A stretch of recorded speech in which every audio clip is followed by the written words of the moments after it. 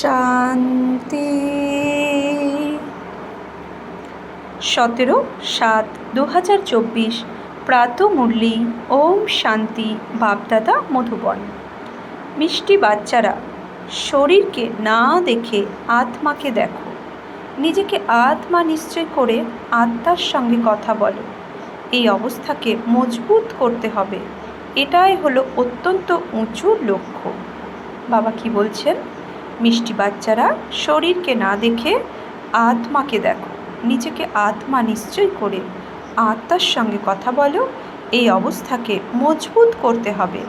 এটাই হলো অত্যন্ত উঁচু লক্ষ্য। প্রশ্ন: তোমরা আত্মারূপী বাচ্চারা বাবার সঙ্গে উপরে পরমধাম ঘরে কখন যাবে? উত্তর: যখন একটুও অপবিত্রতা থাকবে না। বাবা যেমন পিওর, তোমরাও যখন পিওর হবে তখন উপরে যেতে পারবে। এখন তোমরা বাচ্চারা বাবার সামনে রয়েছ, জ্ঞান সাগরের কাছে। জ্ঞান শুনে শুনে যখন ফুল হয়ে যাবে, বাবার সব নলেজ নিয়ে খালি করে দেবে, তখন তিনিও শান্ত হয়ে যাবেন এবং তোমরা বাচ্চারাও শান্তিধামে চলে যাবে। সেখানে জ্ঞান বর্ষণ বন্ধ হয়ে যাবে। সব কিছু দান করার পরে পুনরায় ওনার পাঠ হয়ে যায় সাইলেন্সের। ওম শান্তি। শিব ভগবানুবাচু। যখন শিব ভগবানুবাচু বলা হয় তখন বুঝে নেওয়া উচিত একমাত্র শিব হলেন ভগবান বা পরম পিতা। তাকেই তোমরা আত্মারূপী বাচ্চারা স্মরণ করো। পরিচয় প্রাপ্ত করেছ রচয়িতা পিতার কাছে। সে তো অবশ্যই সবাই নম্বর অনুযায়ী পুরুষার্থ অনুসারে স্মরণ করবে। সবাই একরসভাবে স্মরণ করবে না। এই কথাটি হলো খুবই সূক্ষ্ম।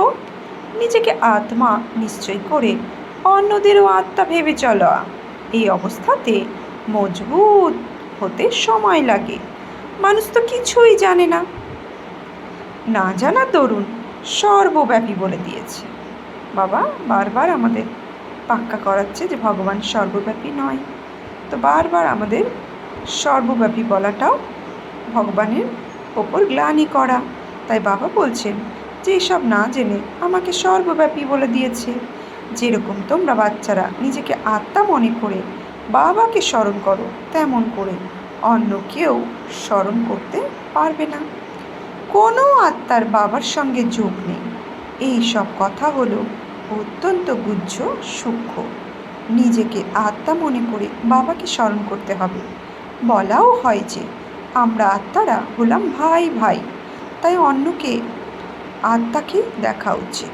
অন্যদের সবাইকে কি আত্মাকেই দেখা উচিত, শরীর দেখা উচিত নয়। এ হলো অত্যন্ত উঁচু লক্ষ্য। অনেকে এমনও আছে যারা বাবাকে কখনো স্মরণ করে না। আত্মায় ময়লা জমেছে, মুখ্য কথা আত্মাকে নিয়ে। আত্মায় এখন তমপ্রধান হয়েছে, পূর্বে যা শতপ্রধান ছিল। এই জ্ঞান আত্মায় নিহিত আছে। জ্ঞানের সাগর হলেন পরম আত্মা। তোমরা নিজেদের জ্ঞানের সাগর বলবে না। তোমরা জানো আমাদের বাবার কাছ থেকে সম্পূর্ণ জ্ঞান নিয়ে নিতে হবে। তিনি নিজের কাছে রেখে কি করবেন? অবিনাশী জ্ঞান রত্নের ধন তো বাচ্চাদেরকেই দিতে হবে। বাচ্চারা নম্বর অনুসারে পুরুষার্থ অনুযায়ী গ্রহণ করবে। যারা বুদ্ধিতে বেশি জ্ঞান ধারণ করবে তারা ভালো সার্ভিসও করতে পারবে। বাবাকে জ্ঞানের সাগর বলা হয়। তিনিও আত্মা, তোমরাও আত্মা। তোমরা আত্মারা সম্পূর্ণ জ্ঞান অর্জন করো। যেমন তিনি হলেন এভার পিওর, অর্থাৎ সদা পবিত্র। তোমরাও এভার পিওর হবে। তারপরে যখন অপবিত্রতা একটুও থাকবে না তখন উপরে চলে যাবে। বাবা স্মরণের যাত্রার যুক্তি শেখান। এই কথা তো তোমরা জানো যে তোমাদের সারা দিন বাবার স্মরণে থাকে। বলছে তোমাদের সারা দিন বাবার স্মরণ থাকে না। এখানে বাবা বাচ্চাদের অর্থাৎ তোমাদের সম্মুখে বসে বোঝান। অন্য বাচ্চারা তো সম্মুখে শোনে না, মুরলি পড়ে। এখানে তোমরা সম্মুখে আছো। নিজেকে আত্মা মনে করে বাবাকে স্মরণ করো। এবং জ্ঞানও ধারণ করো। আমাদের বাবার মতন সম্পূর্ণ জ্ঞান সাগর হতে হবে। ফুল নলেজ যখন তোমরা বুঝে যাবে, তখন মনে করো যেন বাবাকে নলেজ থেকে খালি করে দেবে। তিনি তখন শান্ত হয়ে যাবেন। এই রকম নয় যে তার অন্তরে জ্ঞান টিপ টিপ পড়তে থাকবে। সব কিছু দান করে দিলে তখন তার পার্ট হয়ে যাবে সাইলেন্সের। যেমন তোমরা সাইলেন্সে থাকলে তখন তোমাদের জ্ঞান টপ টপ করবে। কি বাবা বলছেন, যখন তোমরা সাইলেন্সে থাকবে তখন তোমাদের জ্ঞান টপ টপ করবে। কি এই কথাও বাবা বুঝিয়েছেন যে আত্মার সংস্কার নিয়ে যায়। সে যদি কোনো সন্ন্যাসীর আত্মা হয় তবে বাল্যকাল থেকে তার শাস্ত্র মুখস্থ থাকবে, তখন তার খুব সুনাম হবে। এখন তোমরা এসেছো নতুন দুনিয়ায় যাওয়ার জন্য, সেখানে তো জ্ঞানীর সংস্কার নিয়ে যেতে পারবে না। এই সংস্কার সব মার্জ হয়ে যাবে। তাহলে এখন যে জ্ঞানের কথা আমরা শুনছি, জ্ঞানের সংস্কার, ও কী হবে? মার্জ হয়ে যাবে, সব লুপ্ত হয়ে যাবে। জ্ঞানের সংস্কার তো নিয়ে যেতে পারবে না, এই সংস্কার মার্জ হয়ে যায়। এছাড়া আত্মাদের বাবা বলছেন, এছাড়া আত্মাদের নিজের নিজের সিটে নিতে হবে নম্বর অনুযায়ী, পুরুষার্থ অনুসারে। তারপরে তোমাদের শরীরের আধারে নামকরণ হয়। শিব বাবা তো হলেন নিরাকার। তিনি বলেন, আমি এই দেহের অর্গান লোন নিয়েছি, অর্থাৎ ব্রহ্মার শরীরের অর্গানস লোন নিয়েছি। তিনি তো শুধু জ্ঞান শোনাতে আসেন, তিনি জ্ঞান শোনেন না, কারণ তিনি তো নিজেই হলেন জ্ঞানের সাগর, তাই না? শুধু মুখ দিয়ে তিনি মুখ্য কাজটি করেন, আসেন শুধুমাত্র পথ বলে দিতে। তিনি শুনে কি করবেন? তিনি সর্বদা শোনান যে এমন এমন করো, সম্পূর্ণ কল্পবৃক্ষের রহস্য বলে দেন। বাচ্চারা, তোমাদের বুদ্ধিতে আছে যে নতুন দুনিয়া তো খুব ছোট হবে, এই পুরনো দুনিয়া তো কত বড়। পুরো দুনিয়ায় কত লাইট জ্বলে, লাইট দিয়ে কত কিছু হয়। সেখানে তো দুনিয়াও ছোট হবে, লাইটও কম হয়ে থাকবে, যেন একটি ছোট গ্রাম। এখন তো কত বড় বড় গ্রাম আছে, সেখানে এতখানি থাকবে না, কয়েকটি মুখ্য মুখ্য রাস্তা থাকবে। 5 তত্ত্ব সেখানে শতপ্রধান হবে, কখনো চঞ্চল হবে না। সুখধাম বলা হয়, তার নামই হলো হ্যাভেন। ভবিষ্যতে তোমরা যত সমীপে আসতে থাকবে তত বৃদ্ধি হতে থাকবে। বাবাও সাক্ষাৎকার করাতে থাকেন। তখন সেই সময় যুদ্ধে সৈন্যবাহিনী বা প্লেন ইত্যাদি প্রয়োজন থাকবে না। তারা তো বলে, আমরা এখানে বসে সবাইকে শেষ করতে পারি। তখন সেই প্লেন ইত্যাদি কিছুই কাজে লাগবে না। তখন এই চাঁদে বা অন্য গ্রহ ইত্যাদিতে প্লট দেখতেও যাবে না। এই সবই হলো ফালতু, কেবল বিজ্ঞানের অহংকার। কত কত শো করছে, জ্ঞান কত সাইলেন্সে রয়েছে। একে ঈশ্বরের উপহার কলা বলা হয়।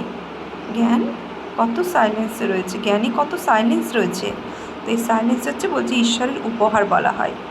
বিজ্ঞানে শুধু নানান রকমের উথাল পাথাল, তারা শান্তি কি তা জানে না।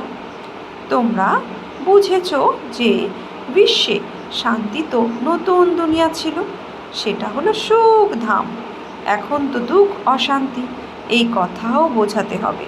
তোমরা শান্তি চাও, কখনো অশান্তি হবেই না। সে তো আছে শান্তিধাম ও সুখধামে। স্বর্গ তো সবাই চাই। ভারতবাসী বৈকুণ্ঠ বা স্বর্গকে স্মরণ করে, অন্য ধর্মের মানুষ স্বর্গকে স্মরণ করে না। তারা শুধু শান্তিকে স্মরণ করবে, সুখকে তো স্মরণ করতে পারবে না, নিয়মেই নেই। সুখকে তো তোমরাই স্মরণ করো, অর্থাৎ সত্যযুগ। সত্যযুগ সম্পর্কে তারা জানেই না দুনিয়ার মানুষ, তাই তারা সুখকে স্মরণ করতে পারবে না। সুখকে আমরা ব্রাহ্মণ বাচ্চারাই স্মরণ করি। তাই তো আহ্বান করো, আমাকে দুঃখ থেকে লিবারেট, অর্থাৎ উদ্ধার করো। আত্মারা হলেন আসলে শান্তিধামের বাসিন্দা, এই কথাও কেউ জানে না। বাবা বোঝান, তোমরা অবুঝ ছিলে। অবুঝ কবে হয়েছ? 16 কলা থেকে 14 কলা, 12 কলা। কবে নেমেছ? 12 কলায় যবে থেকে যেতে থাকো, অর্থাৎ অবুঝ হয়ে যাও। এখন কোনো কলা নেই, নো কলা। বাবা বলেন এখন নো কলা। হ্যাঁ, মানুষ কনফারেন্স করতে থাকে, নারীদের এত দুঃখ কেন? আরে সম্পূর্ণ দুনিয়াটাই তো দুঃখে আছে, অপরিসীম দুঃখ, সীমাহীন দুঃখ। তো এবার বিশ্বে শান্তি কিভাবে হবে? শান্তি হবে কিভাবে? এখন তো অসংখ্য ধর্ম রয়েছে, সম্পূর্ণ বিশ্বে শান্তি তো এখন হতে পারে না। সুখকে তো জানেই না। তোমরা কন্যারা বসে বোঝাবে এই দুনিয়ার অনেক প্রকারের দুঃখ রয়েছে, অশান্তি রয়েছে। আমরা আত্মারা যেখান থেকে এসেছি সেটা হলো শান্তিধাম, এবং সেখানে আদি সনাতন দেবী দেবতা ধর্ম ছিল, সেটা হলো সুখধাম। আদি সনাতন হিন্দু ধর্ম বলা হবে না, আদি অর্থাৎ প্রাচীন, সেটা তো ছিল সত্যযুগে। সেই সময় সবাই ছিল পবিত্র, সেটা হলো নির্বিকারী দুনিয়া, বিকারের নামও থাকে না। তফাৎ রয়েছে, তাই না? সর্বপ্রথমে নির্বিকারী অবস্থা চাই, তাই না? সেই জন্য বাবা বললেন, মিষ্টি মিষ্টি বাচ্চারা, কামের ওপর বিজয় প্রাপ্ত করো, নিজেকে আত্মা নিশ্চয় করো। এখন আত্মা হলো অপবিত্র, আত্মায় ঘাত পড়েছে, তাই গহনাও এমন তৈরি হয়, এমন তৈরি হয়েছে। আত্মা পবিত্র হলে গয়নাও পবিত্র হবে।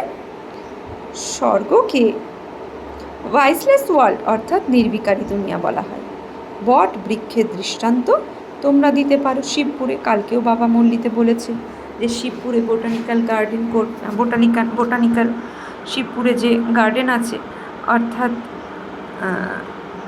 কলকাতায় যেটা হচ্ছে, যার বীজ নেই, শুধু এক গাছ, যার শিকড় নেই, এক গাছ শিবপুরে, যে বাবা বৃক্ষের দৃষ্টান্ত দিয়েছে, সেই বৃক্ষর কথা বাবা বলছেন। সম্পূর্ণ বৃক্ষটি দাঁড়িয়ে রয়েছে, কিন্তু ফাউন্ডেশন অর্থাৎ মূল বা শিকড় যেটা, সেটা নেই। এই আদি সনাতন দেবী দেবতা ধর্ম নেই, আর অন্য সব ধর্ম দাঁড়িয়ে আছে, সবাই হলো অপবিত্র, এদেরকে বলা হয় মানুষ। আদি সনাতন দেবী দেবতা ধর্মই হচ্ছে ফাউন্ডেশন, যেটা এখন নেই। তারা হলেন দেবতা। আমি মানুষকে দেবতায় পরিণত করতে এসেছি। 84 জন্ম মানুষেরই হয়। সিঁড়ির চিত্র দেখতে হবে যে যখন তমপ্রধান হতে থাকে তখন হিন্দু বলা হয়, দেবতা বলতে পারে না, কারণ পতিত হয়েছে। ড্রামাতে এই রহস্যটি রয়েছে, তাই না? না হলে হিন্দু কোনো ধর্ম নয়। আদি সনাতন আমরাই দেবী দেবতা ধর্মের ছিলাম, ভারত পবিত্র ছিল, এখন অপবিত্র হয়েছে, তাই নিজেদের হিন্দু বলে দিয়েছে। হিন্দু ধর্ম তো কেউ স্থাপনা করেনি। এই কথাটি বাচ্চাদের ভালোভাবে বোঝানো হচ্ছে, ধারণ করতে হবে, তারপরে বোঝাতে হবে। আজকাল তো এত সময় দেওয়া হয় না, কমপক্ষে আধ ঘন্টা সময় দিলে তো পয়েন্ট শোনানো হয়। পয়েন্ট তো অনেক আছে, তার মধ্যেও প্রধান প্রধান পয়েন্ট শোনানো হয়। পড়াশোনায় যেমনভাবে পড়তে পড়তে এগিয়ে যেতে হবে, তখন হালকা পড়াগুলো যেমন আলফ বে ইত্যাদি কে স্মরণ থাকে, সেসব ভুলে যায়। তোমাদেরও বলা হয়, বাবা বলছেন, তোমাদেরও বলা হয় এখন তোমাদের জ্ঞান বদল হয়েছে। আরে পড়াশোনাতে যত উপরে যাবে, প্রথম পার্ট তো ভুলেই যাবে, তাই না? বাবাও তোমাদের প্রতিদিন নতুন নতুন কথা শোনান। প্রথমে পড়াশুনো হালকা ছিল, এখন বাবা গুচ্ছ গুচ্ছ কথা শোনাতে থাকে। তিনি হলেন জ্ঞানের সাগর, তাই না? জ্ঞান শোনাতে শোনাতে পরের দুটি শব্দে এসে যান যে, বলছে জ্ঞান শোনাতে শোনাতে পরের দুটি শব্দে এসে যান যে আলফকে বুঝে গেলে সেটাও যথেষ্ট। আলফকে জানলে বে অর্থাৎ বাদশাহীর কথা তো জেনেই দেবে। এতটুকু বোঝালেও কি ঠিক আছে? যারা বেশি জ্ঞান ধারণ করতে পারবে না, তারা উঁচু পদের অধিকারী হতে পারবে না, পাস উইথ অনার হতে পারবে না, কর্মাতীত অবস্থাও প্রাপ্ত করতে পারবে না। এতেই খুব পরিশ্রম চাই। স্মরণও পরিশ্রম আছে, জ্ঞান ধারণ করারও পরিশ্রম রয়েছে। দুটোতেই সবাই যদি দক্ষ হয়ে যাবে, সেটাও তো সম্ভব নয়। রাজধানী স্থাপন হচ্ছে, সবাই নর থেকে নারায়ণ কীভাবে হবে? এই গীতা পাঠশালার এই এম অবজেক্ট হলো এটাই, সেটাই হলো গীতা জ্ঞান। সে জ্ঞানকে প্রদান করেন। বাবা বলছে সেটাই হলো গীতা জ্ঞান। সে জ্ঞানকে প্রদান করেন, এই কথা তোমরা ছাড়া আর কেউ জানো না, কেউ জানেই না। এখন হলো কবরখানা অর্থাৎ কবরস্থান, এরপরে হবে পরিস্থান। এখন তোমাদের জ্ঞান চিতায় বসে পূজারী থেকে পূজ্য অবশ্যই হতে হবে। বিজ্ঞানীরা কত দক্ষ হয়ে উঠেছে, ইনভেনশন করতেই থাকে, কিছু না কিছু আবিষ্কার করতেই থাকে। যে কিছু ভারতবাসী অনেক স্কিলস ওখান থেকেই শিখে আসবে। তারা যখন শেষের দিকে আসবে, জ্ঞানকে তারা তেমন একটা গ্রহণ করবে না, কিন্তু স্বর্গে এসে এই ইঞ্জিনিয়ারিং ইত্যাদির কাজ করবে। রাজা রানী তো হতে পারবে না, রাজা রানীর সামনে সার্ভিস করবে, নানান রকমের ইনভেনশন বের করতে থাকবে। রাজা রানী হয় সুখের জন্য, সেখানে তো সর্বসুখপ্রাপ্ত হয়। সুতরাং বাচ্চাদের পুরুষার্থ পুরোপুরি করা উচিত, সম্পূর্ণ পাশ হয়ে কর্মাতীত অবস্থা প্রাপ্ত করতে হবে। শীঘ্র ফিরে যাওয়ার চিন্তা করা উচিত নয়। এখন তোমরা হলে ঈশ্বরীয় সন্তান, বাবা পড়াচ্ছেন। এই মিশন হলো মানুষকে চেঞ্জ করার, যেমন বৌদ্ধ বা খ্রিস্টানদের মিশন হয়, তাই না? কৃষ্ণ এবং খ্রিস্টান শব্দ দুটোই বেশি কাছাকাছি শোনায়, উভয়ের মধ্যে আমার আদান প্রদান অনেক কানেকশান আছে। যে এতখানি অনেক সাহায্য করে, তাদের ভাষা ইত্যাদি ত্যাগ করা, এও তো এক প্রকারের ইনসাল্ট। তারা তো আসেই শেষের দিকে, না খুব সুখ ভোগ করে, না দুঃখ ভোগ করে।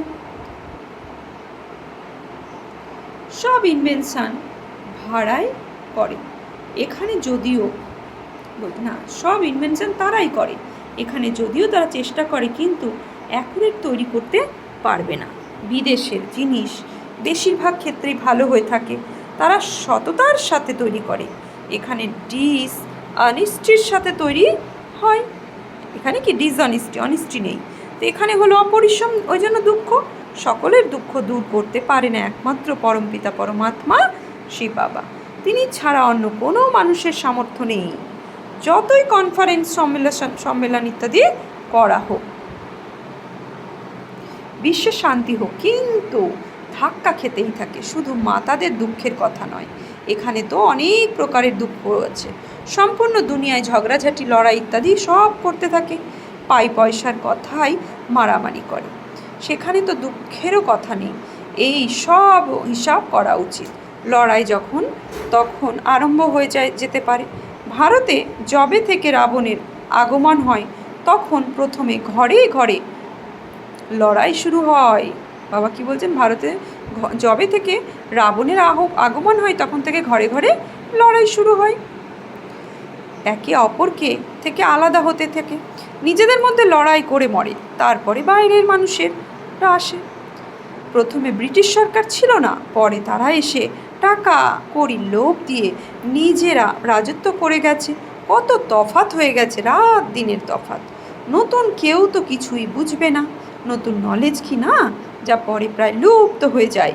বাবা নলেজ দেন, যা লুপ্ত হয়ে যায়। এই একটি মাত্র পড়াশুনো একমাত্র বাবার কাছে থেকেই প্রাপ্ত হয়। ভবিষ্যতে তোমাদের সবার সাক্ষাৎকার হতে থাকবে যে তোমরা এমন হবে, কিন্তু তখন কী বা করণীয় থাকবে? আর উন্নতি করতে পারবে না। রেজাল্ট বেরিয়ে গেলে তখন ট্রান্সফার হওয়ার সময় এসে যাবে, তখন কাঁদবে আর চিৎকার করবে, আমরা নতুন দুনিয়ায় প্রবেশ করব। তোমরা পরিশ্রম করে চারিদিকে যেন খবর পৌঁছায়, তোমরা পরিশ্রম করো, চারিদিকে যেন খবর পৌঁছায়, তখন নিজের থেকে সেটার সেন্টারে ছুটে আসবে। কিন্তু যত দেরি হবে, ততই টু লেট হতে থাকবে। তখন আর কিছু জমা করতে পারবে না, টাকা পয়সার প্রয়োজন থাকবে না। বোঝানোর জন্য তোমাদের এই ব্যাজই যথেষ্ট হবে। ইনি হলেন ব্রহ্মা, তিনি হলেন বিষ্ণুই হলেন সেই ব্রহ্মা। এই ব্যাজ হলো এমন, যাতে সকল শাস্ত্রের সার তত্ত্ব এতেই রয়েছে। বাবা ব্যাচের খুব গুণগান করেন। একটা সময় আসবে যখন সবাই তোমাদের ব্যাচকে মাথায় ছোঁয়াবে। মনোভাব এতে আছে, আমাকে স্মরণ করো, তাহলে এই রূপ হবে। ইনি ব্রহ্মা বাবা, 84টে জন্ম নেন। একমাত্র বাবাই পুনর্জন্ম নেন না। শিব বাবা নিরাকার জ্যোতিবিন্দু পুনর্জন্ম নেন না। আচ্ছা, মিষ্টি মিষ্টি হারানিধি বাচ্চাদের প্রতি মাত পিতা বাপদাদার স্মরণে স্নেহ সুমন আর সুপ্রভাত। আত্মাদের পিতা তারা আত্মারূপী বাচ্চাদের জানাচ্ছে নমস্কার। আমরা আত্মারূপী বাচ্চারা আত্মারূপী বাপদাদাকে জানাচ্ছি নমস্কার, সুপ্রভাত, ধন্যবাদ। ধারণার জন্য মুখ্য সার, স্মরণ করার পরিশ্রম এবং জ্ঞানের ধারণ দ্বারা কর্মাতীত অবস্থা প্রাপ্ত করা।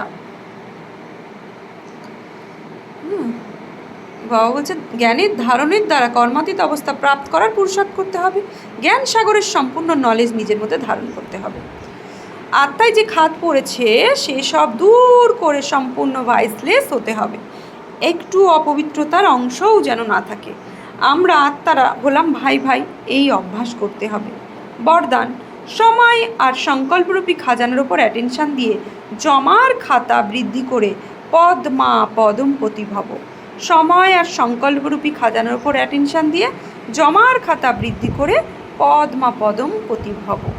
খাজানা তো অনেক আছে, কিন্তু সময় আর সংকল্প, বিশেষত এই দুই খাজানার ওপরেই অ্যাটেনশান দাও। সকল সময় সংকল্প শ্রেষ্ঠ আর শুভ হলে জমার খাতা বৃদ্ধি হতে থাকবে।